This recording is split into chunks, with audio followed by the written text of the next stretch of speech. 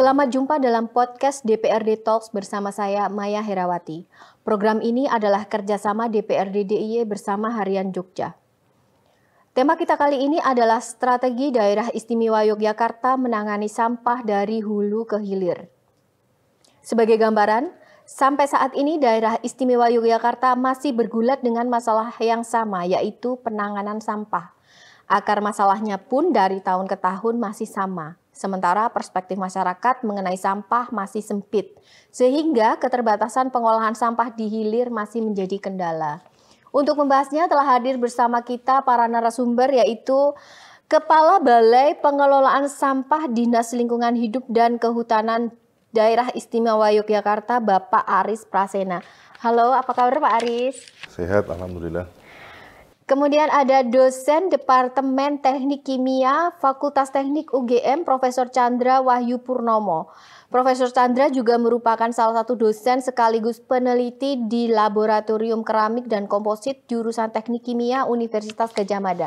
Halo, apa kabar Prof. Chandra? Baik, sehat. Baik. Kita akan membahas yang pertama persoalan umum mengenai sampah dan pengelolaannya di masyarakat. Bisa digambarkan kira-kira sebenarnya secara umum bagaimana belakangan ini pengelolaan sampah di Daerah Istimewa Yogyakarta dan bagaimana sebenarnya kondisi masyarakat mengenai pengelolaan sampah di Daerah Istimewa Yogyakarta. Silakan Pak Aris. Ya, jadi kalau kita berbicara tentang apa yang seharusnya dilakukan dalam pengelolaan sampah versus kemudian yang terjadi real kan itu ya, sehingga kemudian persoalan itu kan sebenarnya kondisi real atau kondisi ideal yang kemudian tidak sesuai dengan kondisi realnya. Jadi kalau berbicara pengelolaan sampah di dalam ketentuan mulai dari Undang-Undang 18/2008 tentang pengelolaan sampah sampai ke produk turunannya yang diikuti juga dengan peraturan daerah di semua provinsi maupun semua kabupaten kota sebenarnya sama, bahwa pengelolaan sampah itu dilakukan melalui dua tahapan besar, yaitu pengurangan sampah dan penanganan sampah. Nah, pengurangan sampah itu yang kemudian memang harus dikedepankan dulu. Jadi kita itu harus kemudian mencegah supaya tidak terjadi timbulan sampah. Dengan apa? Dengan kemudian tidak membeli bahan makanan, minuman dengan misalnya plastik dan seterusnya. Kalau dulu kan sering belanja itu dengan membawa rantang atau sekarang tumbler kan gitu ya. Itu sebagai bagian dari melakukan pengurangan. Nah, apabila kemudian sampah itu kemudian sudah terjadi, bisa kemudian dilakukan juga reuse atau penggunaan kembali atau diolah kembali, recycle. Nah, itu yang seharusnya dikedepankan. Kalau berbicara piramid, bahwa kemudian yang besar atau di atas itu harusnya itu gitu. Nah, yang terjadi sekarang bahwa posisi reduce, reuse, recycle itu sangat minim. Ya, kemudian sampah banyak dihasilkannya pun kemudian tidak dilakukan pemilahan dan pengolahan, tetapi langsung masuk ke TPA. Dan itu tidak berlaku hanya di DIY atau di Kartomanto saja. Semuanya kan masih seperti itu. Jadi orang cenderung kemudian membuang sampah, mengumpulkan, diangkut, dan kemudian dibuang ke TPA. Nah, kondisi semacam ini sebenarnya sangat bertentangan dengan konsep atau regulasi yang seharusnya ada, di mana yang dikedepankan adalah reduce, reuse, recycle-nya, masuk ke TPA itu sebenarnya hanya tinggal residu. Nah, puncaknya adalah bahwa kemudian TPA itu karena menjadi ujung tombak, itu habis masa teknisnya sebelum seharusnya kemudian karena hanya membuang residu itu kan seharusnya agak cukup lama kan gitu ya. Nah, kondisi ini tentunya DIY sendiri kemudian mengambil kebijakan jauh-jauh hari sebelumnya ketika misalnya TPA regional Piungan itu sudah memasuki fase umur teknis habis, tidak membuat TPA baru. Karena memang sesuai ketentuan di nasional pun bahwa tidak akan ada pembangunan TPA baru pada waktu tahun 2030. Jadi memang terus sebagai gantinya apa? Kita ganti dengan pengolahan melalui teknologi. Dengan tetap mengedepankan reduce, reuse, recycle-nya tadi. Nah, persoalan saat ini adalah bahwa kita bertransformasi dari yang kemudian menggunakan ngumpul angkut buang menjadi kurangi sampah, memilah dan kemudian mengolah. Walaupun kemudian transisi ini belum smooth gitu ya, sehingga masih menyisakan beberapa persoalan, tapi konsep besarnya bahwa kebijakan kita mentransformasikan pengelolaan sampah itu atau kembali ke hitohnya sesuai yang seharusnya kan gitu ya. Nah ini butuh memang bersama-sama dan kemudian masyarakat itu di dalam ketentuan tadi yang di undang-undang maupun ketentuan yang lainnya menjadi bagian. Tidak kemudian sepenuhnya ini menjadi tanggung jawab pemerintah. Maka kalau tadi persepsi masyarakat masih seperti yang kemarin-kemarin, ini kita bergerak bersama bahwa kita melakukan perubahan kebijakan, mengembalikan bahwa mengelola sampah itu dilakukan dengan mengedepankan pengurangan dulu dan kemudian sampai ke pengolahan mulai dari sumber. Itu yang terjadi sampai dengan saat ini. Nah, kita dalam upaya melakukan perubahan ini dengan capping atau menata TPA yang kemudian sudah umurnya habis dan kemudian mengurangi benar dari sumber dan melakukan pengolahan dengan beberapa intervensi atau pengembangan fasilitas yang sudah atau sedang dilakukan, walaupun memang kita masih punya PR untuk supaya kondisi ini memang benar-benar sesuai dengan kondisi yang ideal. Baik. Mungkin seperti itu gambarannya. Prof. Chandra, ya.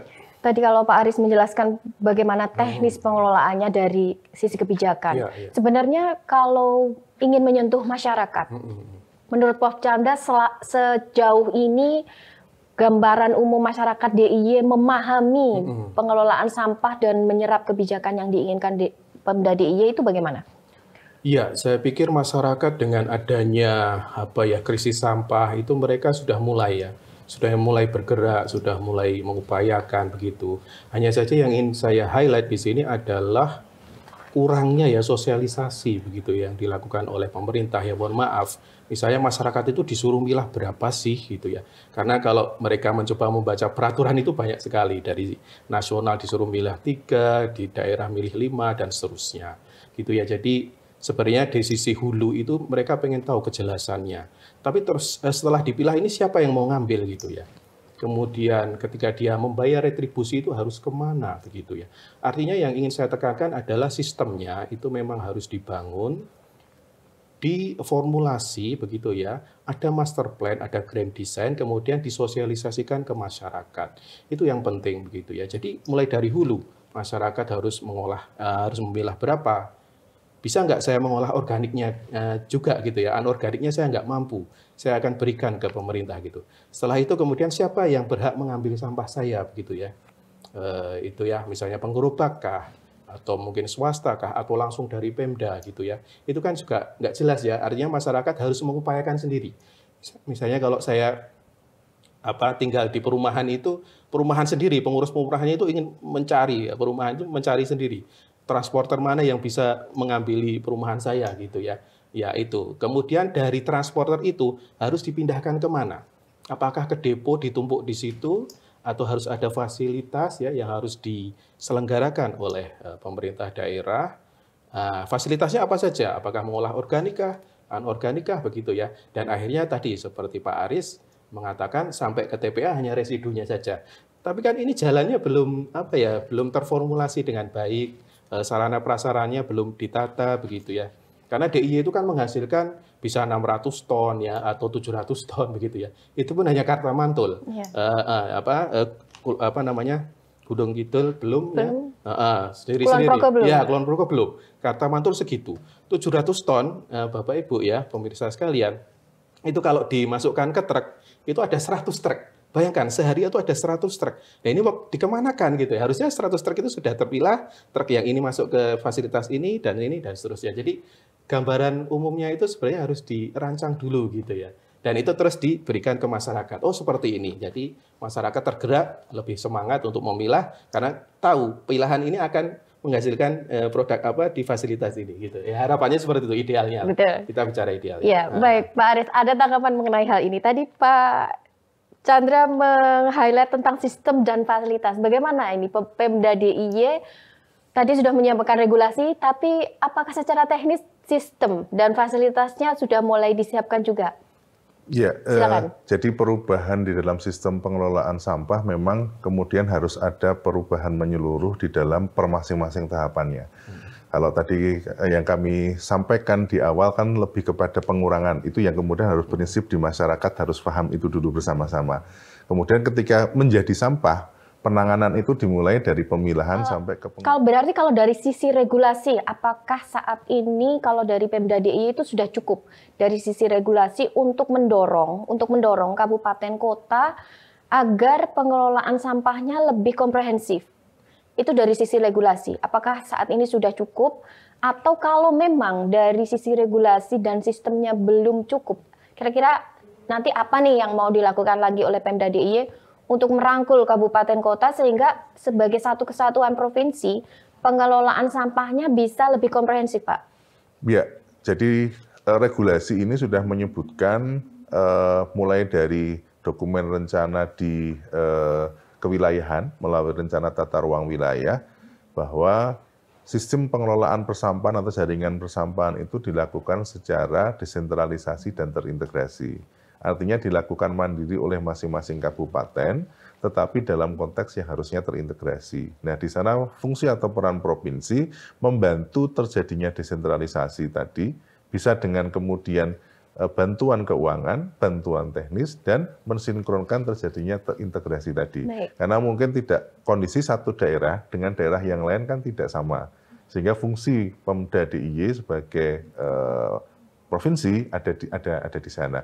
Regulasi yang lain sudah Perda sudah pasti ada, dan kemudian yang terakhir kemarin Pemda DIY menyampaikan instruksi gubernur kepada Bupati Wali Kota se-DIY nomor 1 tahun 2025 terkait hal apa saja yang harus dilakukan. Nah, di sana sudah sebenarnya muncul bagaimana menerapkan secepatnya produk hukum yang sudah ada di kabupaten kota yang sudah ada tapi belum bisa dilaksanakan. Misalnya untuk kemudian pembatasan plastik sekali pakai, di kota itu sebenarnya sudah ada. Tapi bagaimana kemudian ini diimplementasikan, itu yang kemudian dikuatkan oleh gubernur melalui instruksi gubernurnya.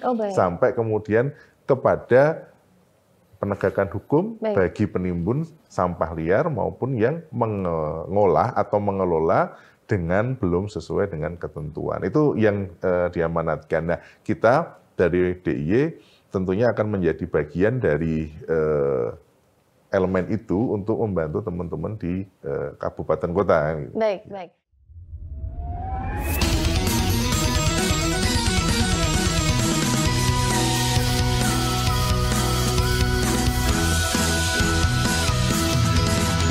Indonesia tercipta dengan dua musim berbeda. Saat pancaroba angin bertiup dengan kencangnya, jika panas tiba hujan turun begitu derasnya. Cepat dan bergegas cari tempat untuk berlindung. Jaga diri dan waspada terhadap bencana. Anggap lantas dan tangguh bersama menyambut hari yang baru.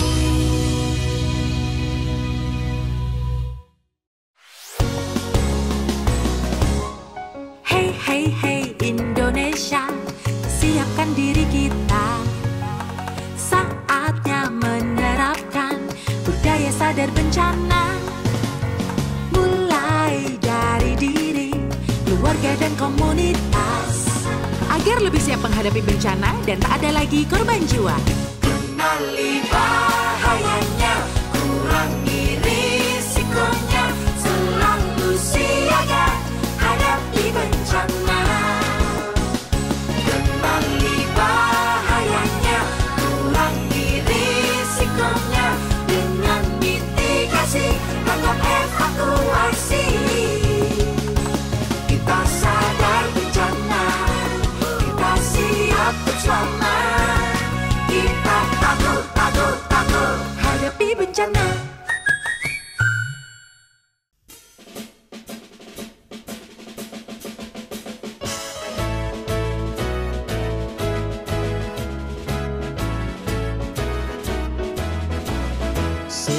Semangat berjuang demi panggilan kemanusiaan, gerak terpadu pemerintahnya, masyarakat dan dunia usaha demi negara. Wujudkan cita menuju ketangguhan bangsa menghadapi bencana.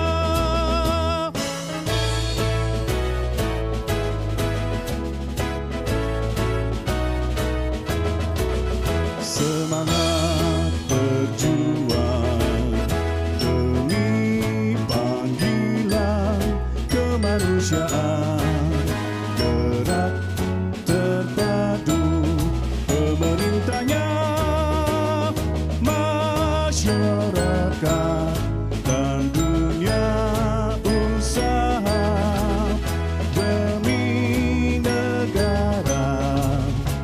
Wujudkan cita menuju ketangguhan bangsa menghadapi bencana, menuju ketangguhan bangsa menghadapi bencana.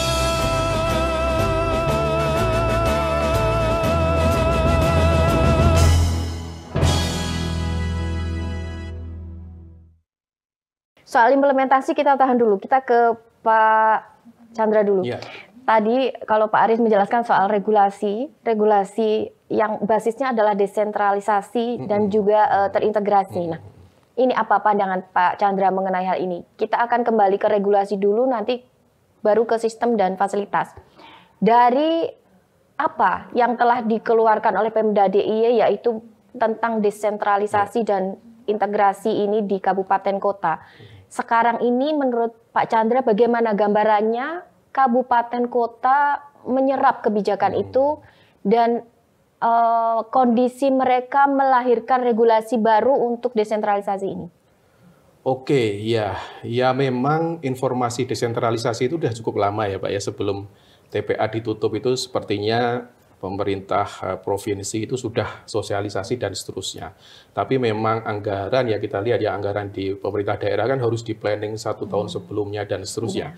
Artinya ini tidak bisa sangat cepat begitu. Kita lihat ya, kita harus akui bahwa pemerintah kabupaten ataupun kota itu tergagap-gagap itu ya dengan kondisi ini begitu, sehingga apa yang dilakukan itu cenderung ke kuratif ya. Jadi kalau ada timbunan sampah harus diapakan, harus membangun fasilitas apa dulu nih dengan tergesa-gesa gitu. Ya idealnya ya, kita bicara ideal karena kami sebagai akademisi biasanya ya, tapi nanti implementasi memang harus disesuaikan. Itu kan sebaiknya dihitung dulu ya, dihitung dulu satu kabupaten itu sebenarnya sampahnya berapa sih, komposisinya berapa sih. Tadi kalau desentralisasi, oke, mungkin konsultasi dengan DI, Pemda, kabupaten atau kota bisanya hanya mengolah organiknya semua gitu ya. Karena residu kita nggak mampu, misalnya Pampers atau yang lainnya, mohon maaf ya, yang residu-residu yang berat itu ya, atau baterai bekas atau apa, kita nggak mampu. Harusnya kan seperti itu koordinasinya. Oke, kalau gitu berarti DI harus bisa menangani residu ini, entah kemana gitu ya. Apakah tetap ke piungan dengan terbatas atau membangun fasilitas yang canggih, karena kan provinsi ya harusnya bisa lebih kuat begitu di situ ya, dengan bantuan pemerintah pusat juga bisa meminta atau seperti itu gitu ya. Jadi sebenarnya harusnya dihitung dulu begitu di satu kabupaten itu berapa sampahnya, komposisinya apa saja begitu ya. Sehingga harus membangun fasilitas apa gitu untuk desentralisasi di level kabupaten, di level kecamatan, di level desa ya, di level RT kalau perlu begitu ya, apa saja. Dan itu sebenarnya bisa dihitung ya. Ya mungkin kalau kita contohkan Sleman sudah ada Taman Martani begitu ya, kemudian akan membangun di mana gitu. Itu kan bisa dihitung pembangunan di situ tuh kapasitasnya berapa. Oh hanya 100 ton.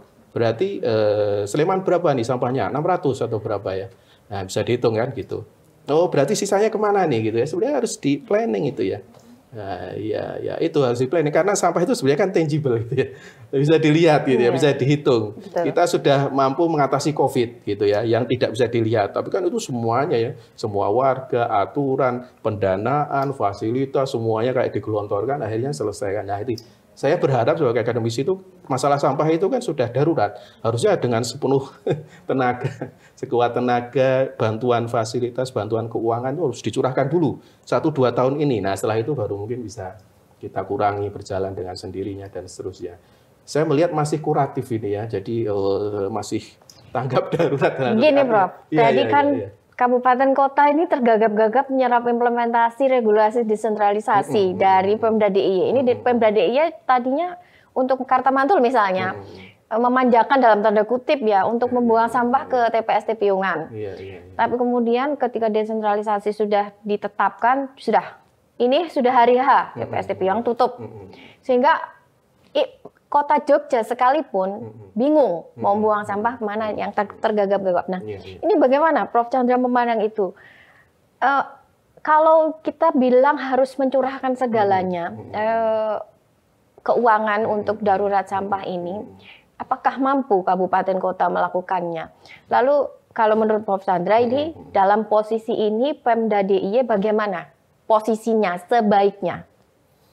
Iya, ya memang ya karena kalau kita semua sepakat ya bahwa ini adalah darurat ya mau tidak mau seperti saat ada wabah kan, mau tidak mau semua harus dicurahkan, yang anggarannya tidak perlu kita tarik kita pakai untuk ini dan seterusnya. Sebenarnya hanya kalau menurut saya ya itu sebenarnya kita itu tinggal sampah ini ya.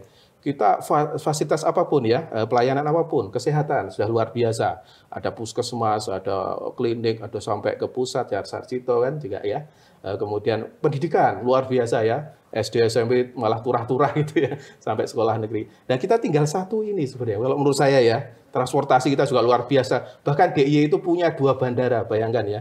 DIY punya 2 bandara sekecil ini. Masa pengolahan sampah yang besar, yang hebat nggak punya gitu ya. Nah itu kan agak ironis sebenarnya ya. Jadi itu menurut saya ya memang mau tidak mau karena darurat. Bagaimana kita fokuskan begitu ya 1, 2 ataupun 3 tahun ya kita planning lah itu untuk membuat fasilitas-fasilitas yang lengkap, yang pas gitu ya kapasitasnya untuk mengatasi semua sampah yang ada di daerah itu. Itu menurut kami dan harapan saya juga pemerintah DIY juga sebagai fasilitator tadi sudah ya disebutkan Pak Aris, koordinator dan seterusnya. Sebenarnya sampah itu nggak bisa kita kita batasi di satu daerah ya. Karena misalnya orang bekerja ke kota, dia tinggalnya di Bantul. Dia sambil kerja, dia bawa sampahnya masukkan ke depo kota. Nah itu ya. Artinya sampah itu juga lintas. Bahkan saya yakin lintas provinsi itu bisa. Dari Magelang mungkin ada hulu sungai dari Magelang dibuang ke sungai masuknya ke ini ke tempat kita juga. Artinya kita harus betul tadi integrasi. Artinya ada fasilitas-fasilitas ataupun peraturan-peraturan yang bisa mengatasi sampah yang lintas daerah itu begitu ya. Ya oke, pemerintah kota kabupaten harus punya fasilitas, harus bisa menangani. Tapi kita harus pahami ada sampah yang dia memang lintas daerah. Ada yang tidak bisa ditangani di daerah. Nah, itu harus diangkat. Dan bagaimana ini solusinya begitu ya? Apakah dengan teknologi, apakah dengan tetap dibukanya TPA tapi terbatas begitu ya untuk open dumping yang atau sanitary landfill yang residu gitu ya dan seterusnya. Ya memang harus ada tarik ulur dan keseimbangan antara sentralisasi dan desentralisasi itu yang saya pahami ya. Baik. Kita ke Pak Aris. Pak Aris, ada tarik ulur antara keseimbangan antara sentralisasi dan desentralisasi. Saya ingat sekarang ini kondisinya TPST Piungan sudah dibuka lagi karena kesepakatan ya Pak Aris nih. Bisa dijelaskan itu apakah memang itu dalam ranah tarik ulur itu sehingga Pemda DIY pun dalam tanda kutip mengalah. Ya sudah, kita memang harus sentralisasi ini. Ya, jadi kalau tarik ulur ini sebenarnya bagian dari terjadinya dialektika ya untuk kemudian menuju sesuatu yang kita idealkan bersama kan gitu ya. Jadi sebenarnya tarik ulur atau kemudian proses itu sudah kita mulai di 2023. Baik. 1 tahun sebelum kemudian TPA Piungan diakhiri penggunaannya melalui kesepakatan bersama. Jadi mulai Juli 2023 ketika posisi zona pasif sekarang yang 10 hektar itu dilakukan penutupan, maka kemudian kita menggunakan yang disebut dengan zona transisi. Baik. Sebenarnya kan untuk mengarah ke sana, maka kemudian kita buatkan tabungan dengan nama zona transisi itu. Kita lakukan pengaturan atau pembatasan kuota di sisi hilir. Baik. Itu sudah kita lakukan. Guna apa? Guna kemudian teman-teman kabupaten kota latihan ini sebenarnya. Kan Baik, gitu kan baik, ya. baik. Yang tadi Pak Prof menyampaikan biasanya itu 700-an ton lebih sehari. Kemudian kita buat kemudian menjadi lebih hanya sekitar separuhnya. 350 ton gitu dengan pembagian kuota per masing-masing kabupaten kota kita sesuaikan gitu dengan mekanisme itu. Nah, ini berjalan hampir 1 tahun latihan ini. Harapannya apa? Teman-teman di kabupaten kota juga melakukan intervensi di hulu, kan gitu ya. Sekaligus kemudian menyiapkan tadi fasilitas pengolahan itu ada yang di hilir. Dengan menghitung sebenarnya tadi, kalau misalnya Sleman itu punya 600 ton potensi timbulan sampah per hari, yang dilakukan pengolahan atau dilakukan sampai ke TPA itu sekitar 300 ton per hari, maka kemudian dia harus bisa mengurangi dengan mengolah di hulunya. Seberapa banyak kan itu, sehingga fasilitas penanganan yang dibangun itu ya tidak sebenarnya tidak untuk 300, tapi harusnya di bawah itu kan gitu ya. Tapi ini kan kemudian menjadi bagian yang diterjemahkan dalam rencana induk pengelolaan sampah. Nah, latihan 1 tahun itu kita mulai gitu, hasilnya pasti ada beberapa yang kemudian terjadi luberan kan gitu, ketika kemudian kita hilir, tapi ini menjadi bagian upaya latihan gitu ya. Kemudian 30 April 2024 sepakat penggunaan zona transisi diakhiri layanan hariannya oleh pengakhiran perjanjian kerjasama 4 kepala daerah, yaitu Gubernur, Wali Kota Yogyakarta, Bupati Sleman, dan juga Bupati Bantul gitu. Nah, proses kemudian pengakhiran itu tidak serta-merta kan kemudian tutup, suntik mati, berhenti kan juga tidak gitu ya. Kita melakukan analisa, mengevaluasi jalannya desentralisasi tadi yang sebenarnya sudah hampir 1 tahun berjalan, mulai 2023 sampai ke Juli sampai ke April ya.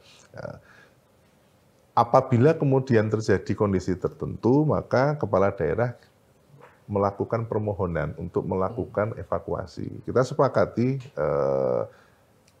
kriteria untuk kemudian evakuasi. Apabila kemudian terjadi sampah liar yang meresahkan dan kemudian membebani sehingga meluber pada fasilitas-fasilitas TPS maupun depo. Nah, itu yang kemudian kita berlakukan evakuasi atas permohonan kepala daerah yang sebenarnya masih berlaku sampai dengan masih terjadi sampai dengan saat ini. Jadi sebenarnya transisi itu panjangan itu ya, iya, mulai 2023 Betul. sampai 2025. Harapannya pada pertengahan sampai ke akhir 2025 ini sudah kemudian benar-benar smooth. Dengan apa? Dengan sekali lagi bahwa pengolahan dari sumber ini benar-benar bisa dikedepankan, fasilitas pengolah tadi yang sudah dibangun itu juga benar-benar bisa optimal. Jadi salah satu hal yang membuat tergagap-gagap itu adalah bahwa kita tidak bisa melakukan pengembangan fasilitas itu dengan konsep di atas kertas.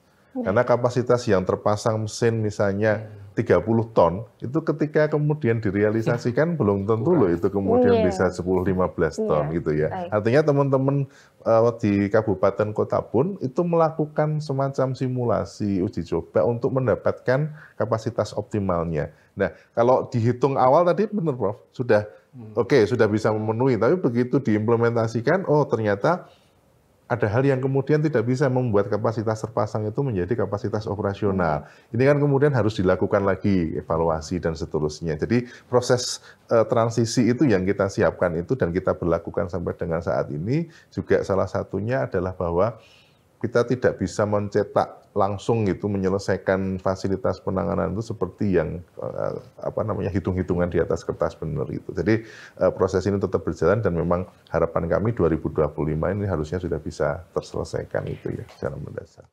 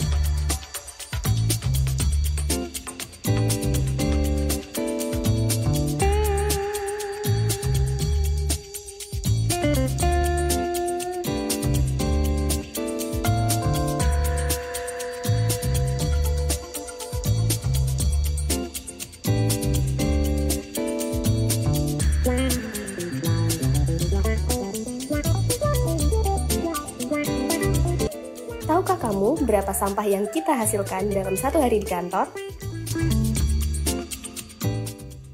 Tanpa kita sadari, kebiasaan kecil bisa menumpuk jadi masalah besar.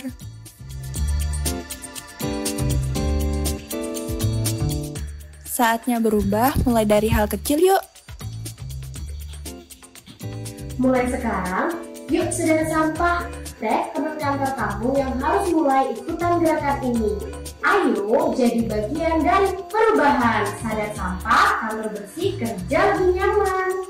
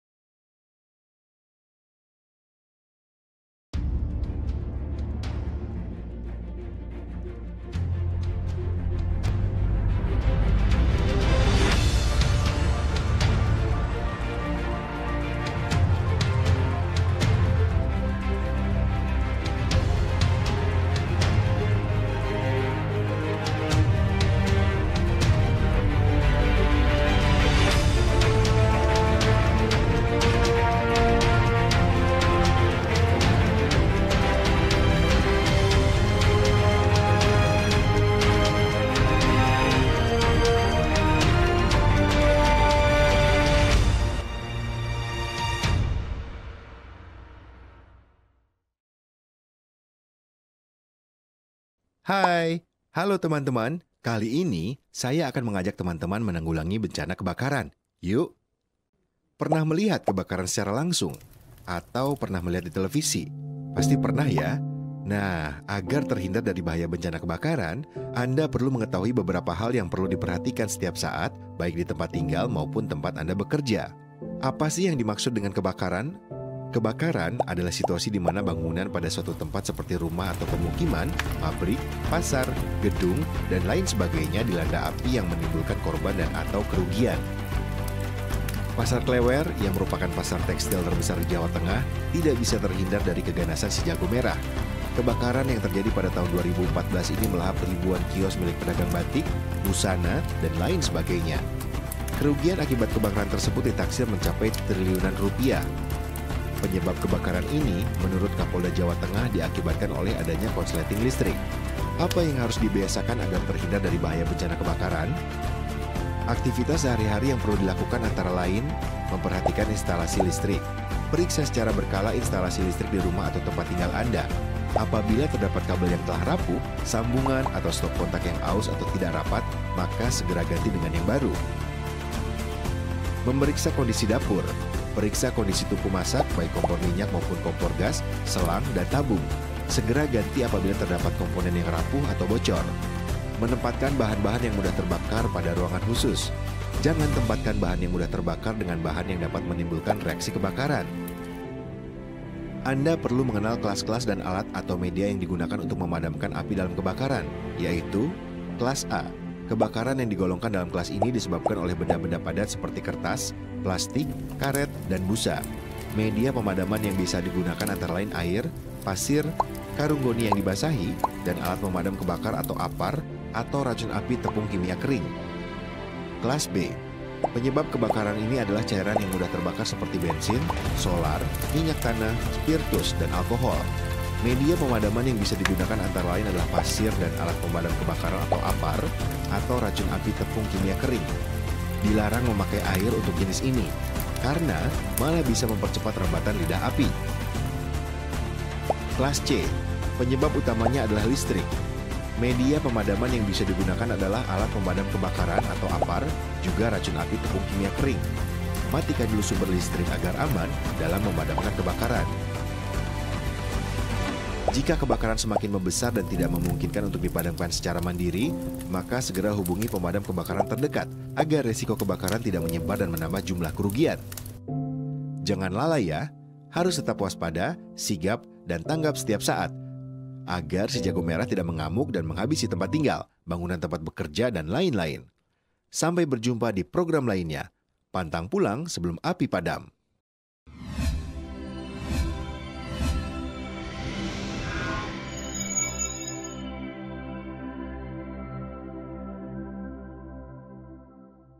Baik Pak Aris, dalam koordinasi dengan Pemda DIY, sejauh ini kabupaten kota ada persoalan-persoalan apa yang tersisa sehingga mereka ada pada titik ini harus dievakuasi dan harus kembali sementara sentralisasi? Bukan sentralisasi kembali ke sentralisasi ya, tapi kami mengevaluasi itu ada gap. Kan sebenarnya kan sampah ini kan sebenarnya hukum ekonomi. Berapa yang masuk, berapa yang kemudian harusnya terolah kan itu, atau berapa yang timbulan sampah yang tersedia, yang dihasilkan, kemudian berapa fasilitas itu mampu mengolah. Nah, terjadi gap ini artinya apa? Timbulan sampah yang dihasilkan oleh masyarakat itu tidak mampu dikontrol sehingga melebihi dari kapasitas fasilitas pengolahnya. Kalau kemudian ada gap atau selisih ini 20 ton sehari, ya kemudian dalam 1 bulan kan menjadi 600 ton.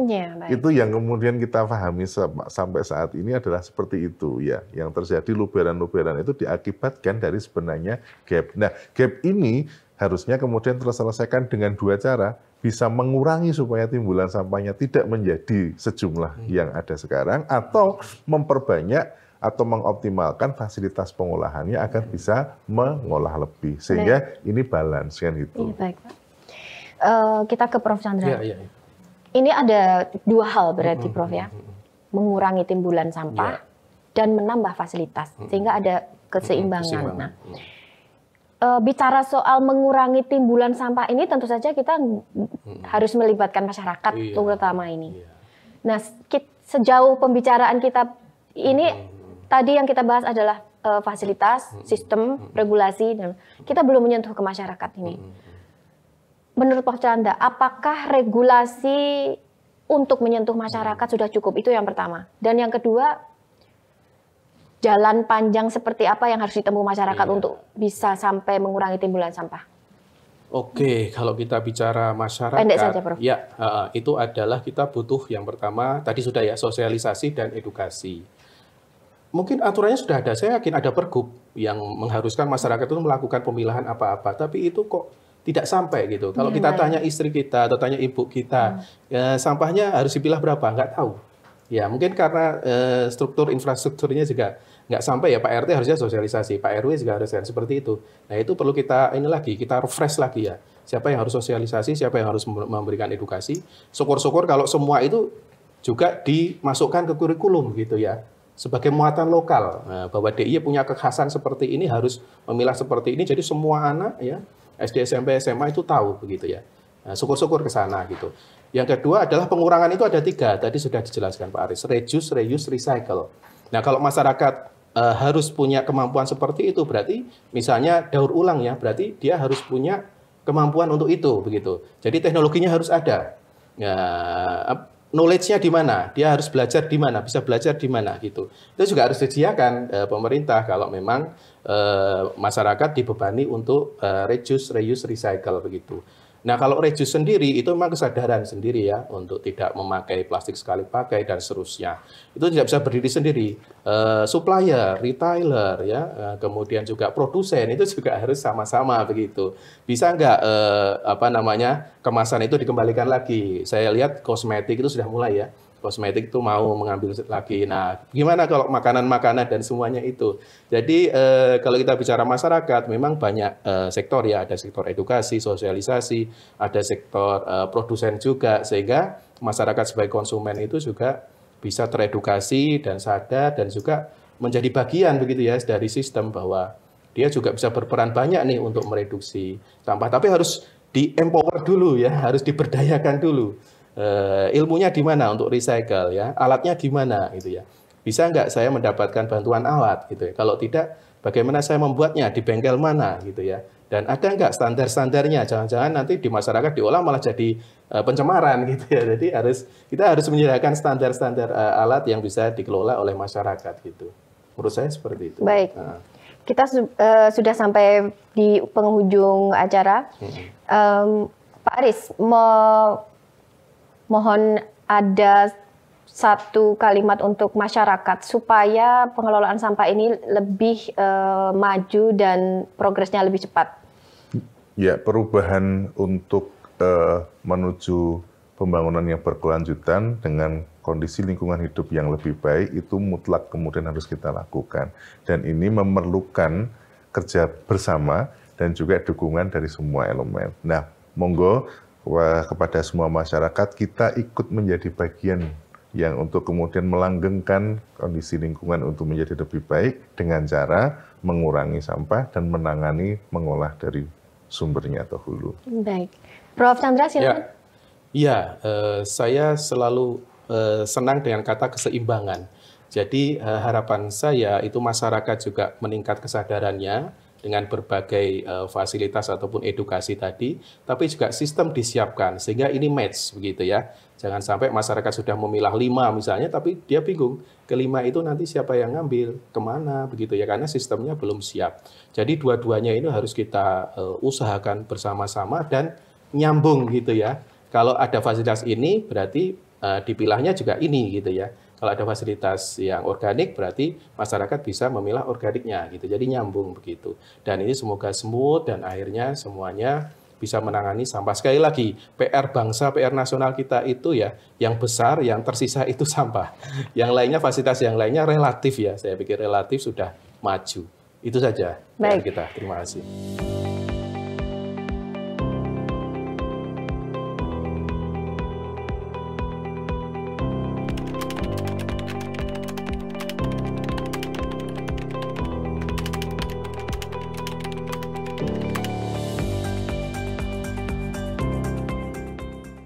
Iya, kalau kita berbicara tentang masyarakat secara keseluruhan, mungkin jawabannya berbeda-beda ya. Jadi sudah ada memang yang sudah cukup melek, sudah cukup peduli, dan bahkan sudah melakukan upaya ya untuk menjaga lingkungan ya. Tapi masih ada memang sebagian ya yang masih abai dan bahkan mungkin melanggar aturan yang telah disepakati dalam rangka untuk menjaga lingkungan, dalam hal ini adalah sampah.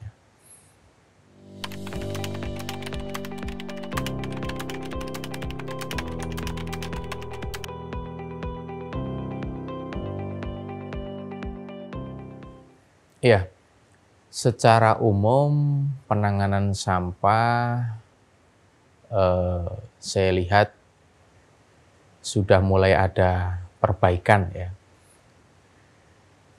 terutama di kota Jogja dan sekitarnya. Sebagai contoh di Bantul, di Sleman ya terutama, itu sudah mulai ada perbaikan. Sebagai contoh di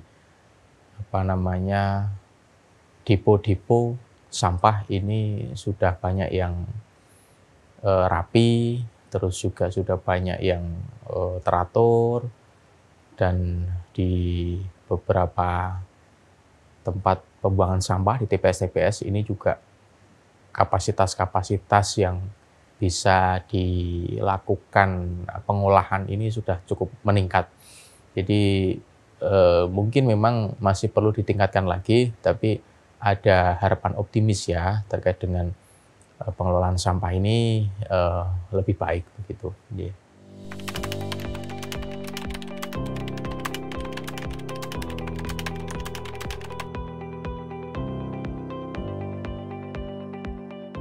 Ya, kendalanya memang dari masyarakat sendiri masih ada yang secara kebiasaan atau budaya dalam pemilahan, terutama ya, atau pemilihan itu memang masih belum tertib begitu ya. Jadi mana sampah yang bisa didaur ulang, mana sampah yang organik, anorganik, itu memang secara membiasakan ini memang masih ada yang belum ya. Walaupun juga sebagian sudah ada yang terbiasa dengan pemilah-pemilahan sampah. Tapi juga perlu didukung dengan adanya infrastruktur, dalam hal ini juga peralatan-peralatan dari pemerintah, agar masyarakat yang punya itikat baik, punya niat baik, berkomitmen untuk menjaga lingkungan dengan pemilihan sampah ini bisa diteruskan sampai ke TPS sebagai contoh atau depo. Ini memang alat yang digunakan untuk mengangkut itu sesuai ya dengan keinginan untuk pemilahan sampah, sehingga sampah yang memang bisa dimanfaatkan kembali ini tidak tercampur dengan sampah-sampah yang memang memang sudah tidak ada nilai kembali begitu ya. Jadi ini harus didukung dari kedua belah pihak, satu masyarakat secara membiasakannya, membudayakannya ini juga perlu dikuatkan, ditingkatkan. Yang kedua dari pemerintahnya juga perlu menyediakan sarana dan prasarana yang sesuai ya, agar terkait dengan pemilahan sampah ini bisa continue dan bisa dilaksanakan begitu.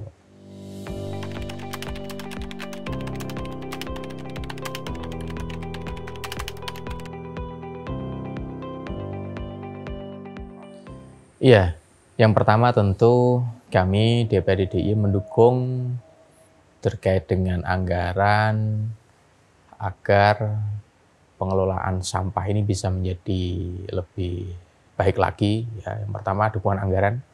Yang kedua adalah kita juga rutin melaksanakan sosialisasi dan diskusi bersama dengan masyarakat. Ya, kita juga mengajak dari Dinas Lingkungan Hidup dan juga Biro Tata Pemerintahan dan juga Dinas PMK Dukcapil ya.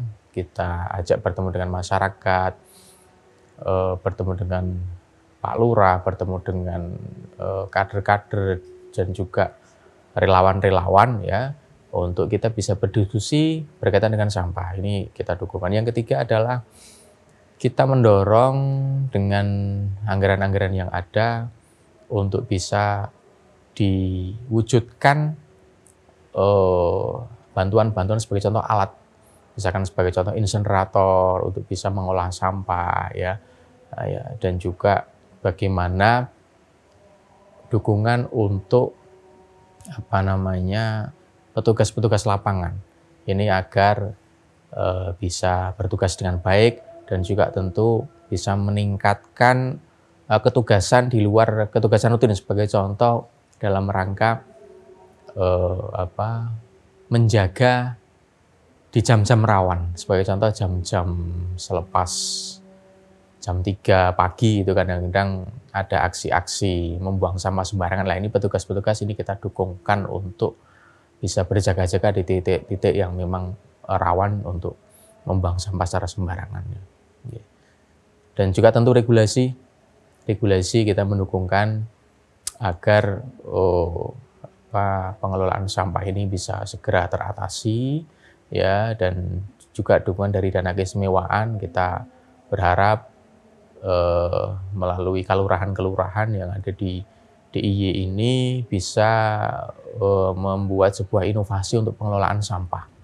Jadi kami dari DIY mendukungkan ada dana keistimewaan dialokasikan ke kelurahan-kelurahan, dan di sana melalui perda yang di dalamnya ada untuk menjaga lingkungan ya, itu bisa diwujudkan untuk peralatan pengelolaan sampah dan juga untuk dukungan terkait dengan petugas-petugas yang bisa dikuatkan di sana. Itu, Pak.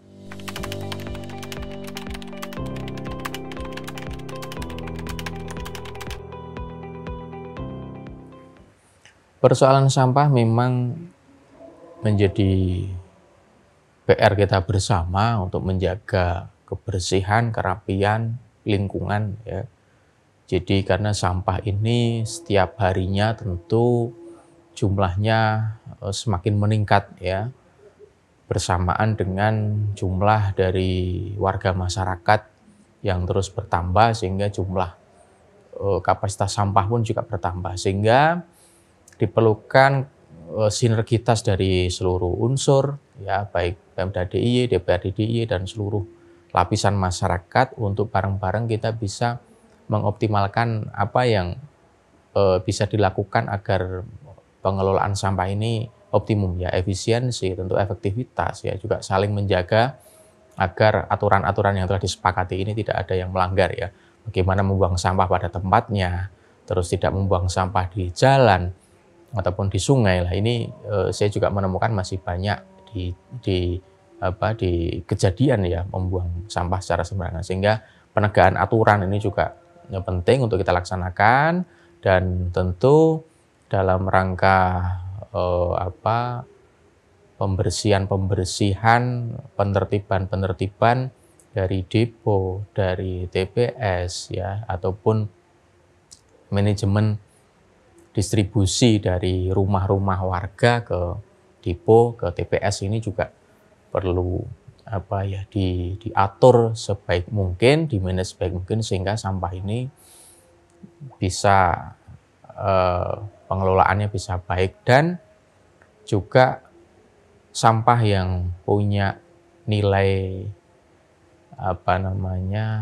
nilai ekonomi ataupun nilai guna, nilai manfaat yang bisa diambil ini juga perlu difikirkan, ya, karena tidak semua sampah yang dibuang itu sudah tidak ada harganya, sudah tidak ada nilainya, tapi masih ada sampah itu yang bisa didaur ulang, bisa diproduksi untuk produk-produk tertentu yang itu juga sangat baik sekali. Satu, untuk mengurangi dampak-dampak dari emisi, ya, dari pencemaran. Yang kedua, juga untuk menciptakan produk-produk yang berbahan dasar murah, ya, tapi punya nilai ekonomi yang tinggi begitu. Mungkin itu. Terima kasih para narasumber telah hadir dalam podcast DPRD Talks bersama DPRD DIY dan Harian Jogja. Kita jumpa lain waktu. Salam.